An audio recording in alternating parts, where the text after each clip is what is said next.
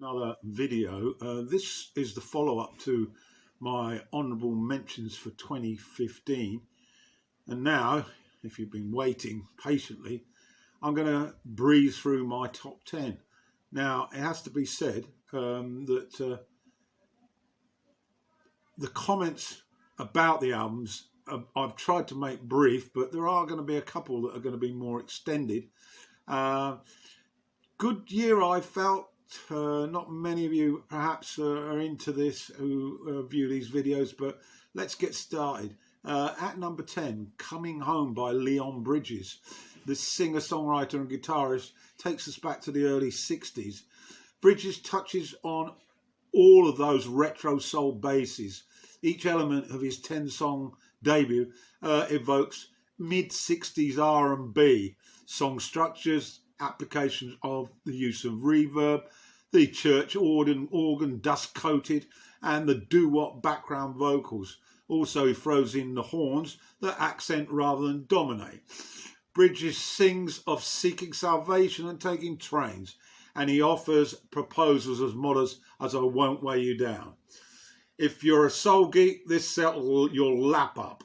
Standouts include the smooth ballad Shine, plus Lisa Sawyer, which illustrates all the way a sweet and languid biographical sketch of Bridges' mother and the love of New Orleans. And the closer, River, has a gospel feel to it, Sam Cooke-like. Love it. 9. This is Modern Blues, and it's by the Water Boys. It was recorded in Nashville, and it kicks loose and delivers a proper ensemble record. At the helm, of course, is Mike Scott, and it's bookended with two massive sprawling rock songs, Destinies Entwined, and as he quotes on his lyrics, I'm just a bunch of words in pants. Most of them are fiction. The two songs in question suggest a sprawling Springsteen-like play out, and we hear this on the anthem Long Strange Golden Road, which is a 10-minute plus cut. The raw breakup story of November Tale is also a highlight, with its heart on its sleep core. It's 5-star and it's got great violin as always and a swaying mood. Other cuts are a little bit but if you're a Scott fan, you'll stick with the great vocal delivery and that 12-bar blues infectious style. Love the keyboards on Rosalind as well. Rosalind, You Married the Wrong Girl. So, for Waterboys fans, you'll have no surprises, but you'll be well fed with this album. 8 is a band that I really liked at the time and still do, Alabama Shakes. This is their second album. It's called Sound and Colour. 2 years on from the debut, but way back, it's worth mentioning that they were in the Memphis Review that Barack Obama hosted at the White House. Sound and Colour is strange, mystical, and has some unexpected sounds. Some say it's a little bit more like Houses of the Holy than Holy Cow. It's got past lives and future people. There's traces of Curtis Mayfield, Erykah Badu, MC5 and The Strokes. There's a song called Shoegaze that could find a second home on the Rolling Stones' Tattoo You.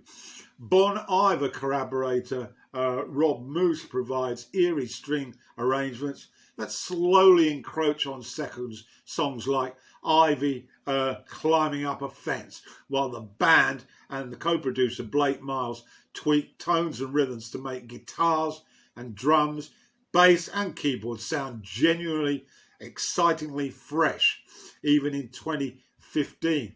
This is a stadium soul type band with Brittany Howard at the centre of the experience.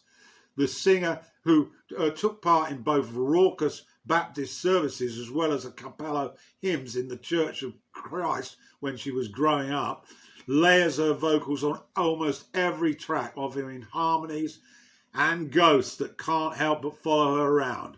On one bipolar love song, what sounds like ghoulish ghoulish laughter echoes behind Howard as she pours her being into the song.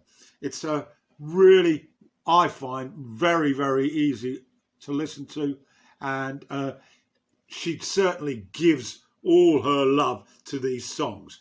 Great album. So, what have we got next? At 7. And this is an album by the Australian young woman, Courtney Barnett.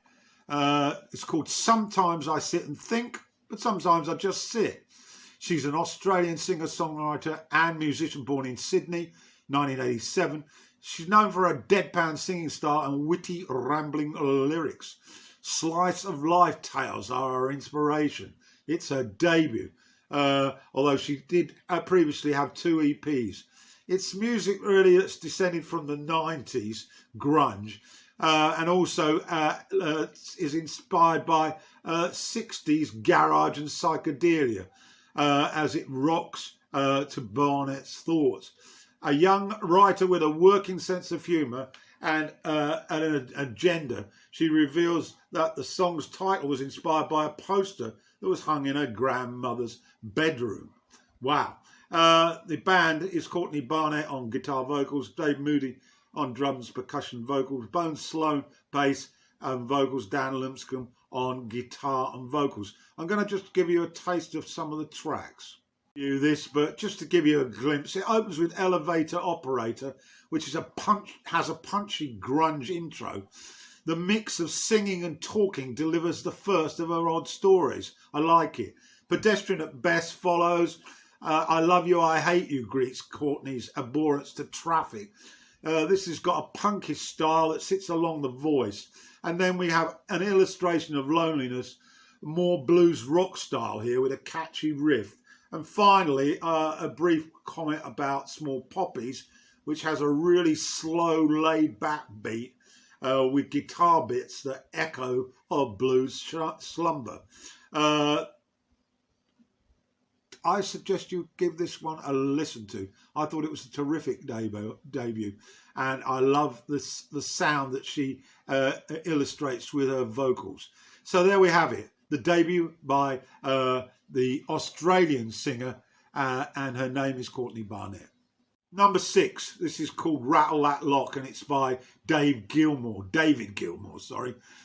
ex-Pink Floyd, of course. First solo since 2006, and it's arrived less than a year after the final, well, we hope it's the final, Pink Floyd record, The Endless River. It's a bit of a requiem for late keyboard player Rick Wright. If you're a fan of Gilmour's guitar work, you'll soon revel in its opener, 5 a.m. Lots of reflection on time past. A Beat Lies Waiting is a slow ride of Floyd signatures, his guitar, a piano figure invoking Wright's patient rapture to Us and Them back on the 1973 album. And I'm rolling right behind you, Gilmour adds, staring at his own mortality. It's flanked by the harmonies of David Crosby and Graham Nash. A Beauty is a standout guitar piece, instrumental in nature, but it's much better than Endless River. That's my brief look at Rattle That Lock by David Gilmour. Singer-songwriters here at number 5 is Natalie Prass. She's a singer-songwriter with very much a taste for 70s orchestration. The vocal style here is cute, and she leans harder on her retro sensibilities. These songs would be at home in a smoky lounge in 1973, from the horn-laced opener My Baby Don't Understand Me to the baroque pop ruder Christie. She's from Richmond, Virginia. She found her people at Space Palm Records and the label run by retro revivalist and high school friend Matthew E. White. His albums are pretty interesting as well. And he and the producer, Trey Bollard, hooked up with the Spaceborne House Band and helped craft this debut album, Natalie Prass, around luxuriant string and horn-heavy instrumentation to give a smouldering perspective on passionate romance. some pomp and circumstance as well. I find Natalie's vocals very infectious and the songs bounce along with a feminine strength. It's probably the best debut from a female this year. An album of relationships troubled by misunderstandings. So get to listen to it. It's my number 5. It's Natalie Pratt. We're up to number 4 now, and this album is called Alone in the Universe. And it's an album by Jeff Lynne under his ELO moniker. It's 14 years since the last ELO album, and it's been well worth the wait. The complete definition of easy listening and Lynne's soft vocals mix perfectly with guitar that wallow and with those strings. If we had all never heard an ELO record before, we'd all say this was a pop masterclass of melody, production and tunefulness. It's excellent. And I'm going to go through a few of the tracks. The first single, When One Was a Boy, the lyrics here are delightful about Lynne's childhood and teenage years in Birmingham. He said in an interview, it's the most autobiographical song I've ever done. The words just write themselves, whereas normally I'd sweat them out and chain myself to a desk. Then Love and Rain, which begins as an old recording demo, is one of Lynne's favourite songs. And it's in his own words, the main riff sounded like a giant clavinet, but it was actually a Telecaster. His daughter Laura sings backing vocals on the track. When the Night Comes caught my ear again. It has a reggae rhythm and is one of the few songs on the album that features a string section. The track started live as a demo recorded on cassette, says Lynne. Few basic chords before it developed into the song featured on the album. And then we have the Sun Will Shine on You. This is a slow song that Lynne wrote for somebody he loved who was facing some big trouble. And at the same time, to cheer himself up, he wrote it. As he said, the song made me feel better, a little less alone in the universe. Ain't It a Drag began because I wanted a rocker for the album, says Lynne. I was in the mood to do almost a Mersey beat number, and to me there's something about it. Ain't It a Drag? That sounds a bit like Mersey beat. I'm Leaving You was a song that Lynne wrote in tribute to his close friend and fellow Wilbury, Roy Orbison. He said, Lynne, he said, I tried to write an Orbison song like he would have written with his pal Melson, Joe Melson. But the tune couldn't have been a Roy Orbison song. He was a lovely guy and I wanted to give him a nod on this album. I could go on and on and on. It's a really easy listen. And if you're into ELO and those pop melodies, you'll love this. 3 then, Saturn's Patterns. This is the 12th solo album by probably my favourite artist of all time, Paul Weller. Psychedelic pop saturates the heavy bluesy White Sky, which is the opener. A heavy drum groove pinned down by a crunching guitar riff and shot through with growling synths and seemingly random overdubs, including what sounds very much like the studio computer crashing mid-song. You could be king for a day but still have nothing to say, Weller snarls, aiming at an unspecified young pretender. And then we have the immaculate These City Streets towards the end of the album, all 8 minutes plus, a soulful closer that's as good as it gets. Other highlights apart from White Sky is the stomping traditional blues of In the Car, which is disrupted by bursts of squiggling synths and a bleak piano, very jazz sound, reminding us of Weller's pushing the boundaries of his music to new places. I could go on, but this video will last forever. But get to listen to it. Saturn's Patterns by Paul Weller. It's number 3. 2 in my top 10 for 2015, and this is Richard Thompson's latest Still. he remains a perennial critical favourite of mine and a favourite of other musicians. And there's a bit of a cult here. His guitar work, that hybrid picking, bizarre tuning and soloing that never feels too self-indulgent, is unparalleled on this, and his songwriting is taut, brainy, dry and dark. Still, it's no departure really for Thompson. It's just a solid start record, expanding on and refining themes that men weave their way through his significant oeuvre. Two gems to highlight amongst an album full of high moments. No Peace, No End is ferocious. It's all teeth and claws. It's about the scars of war on both the soldier and the world around him.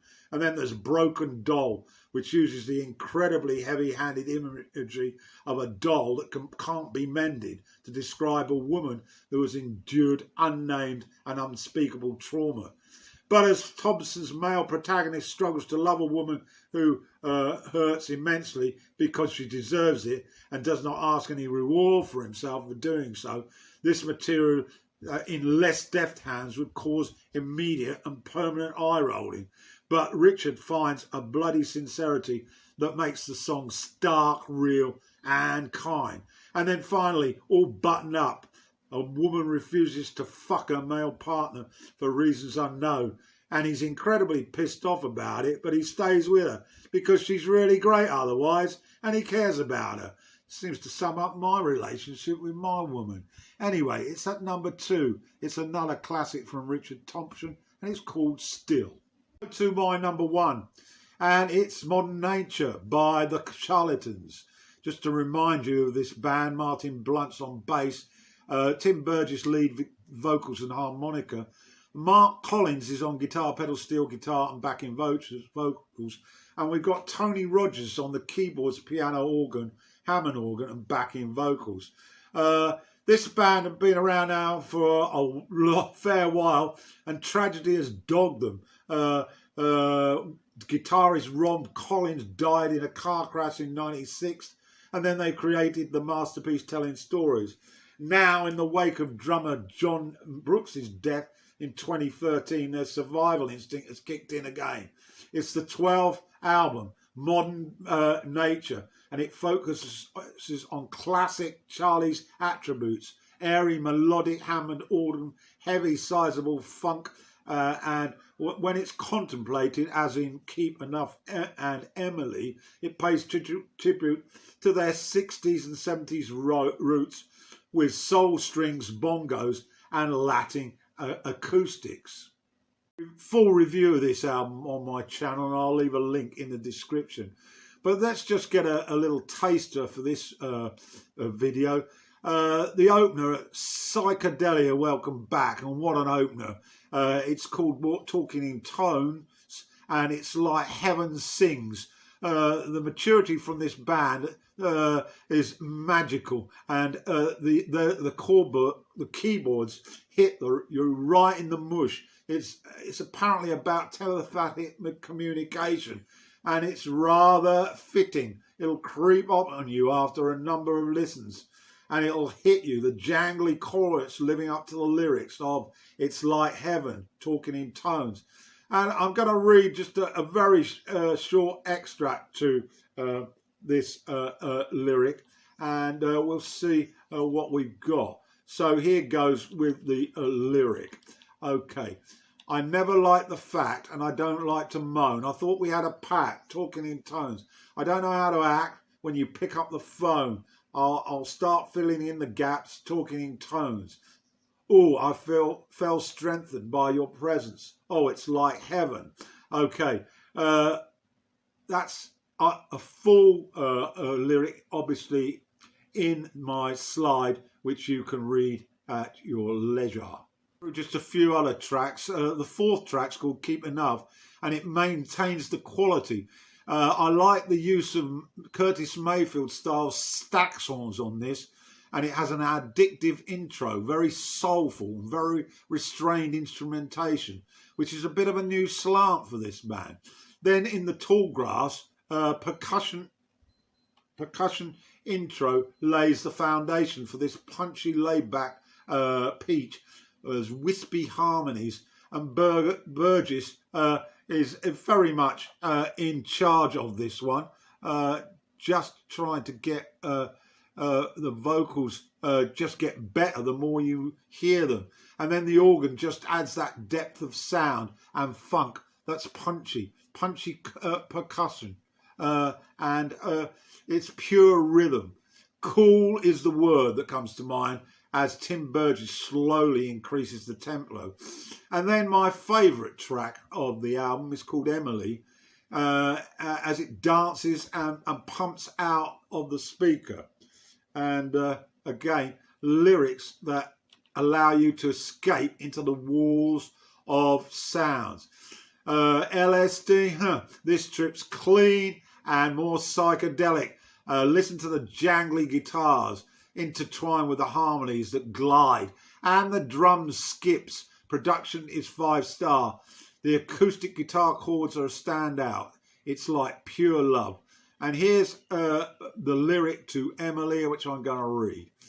Honesty is no mistake. Pretty girls just make waves, and together you could say that we are a team. Living the dream, would you call?